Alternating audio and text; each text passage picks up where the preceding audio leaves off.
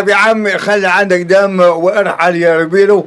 هو ده شعار المباراة النهارده. للأسف الشديد لاعبي النادي الأهلي وخوسيه ريبيرو كانوا خارج نطاق الخدمة.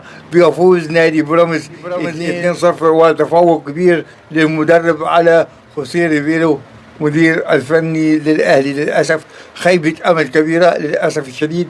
القرار والحوار مع مجلس إدارة النادي الأهلي مفيش فكر، مفيش استراتيجية، مفيش أي حاجة. النادي الأهلي يا سادة خارج نطاق القمة. كل حاجة النهاردة زفت في زفت في زفت، كل حاجة لورا، كل حاجة مفيش تقدم في التفكير. للأسف القرار في إيد مجلس إدارة النادي الأهلي في مصير ريبيرو. للأسف الشديد ما عندوش استراتيجية داخل المباراة، عنده لعيبة بس مش عارف يستخدم إمكانيات هذه اللعيبة.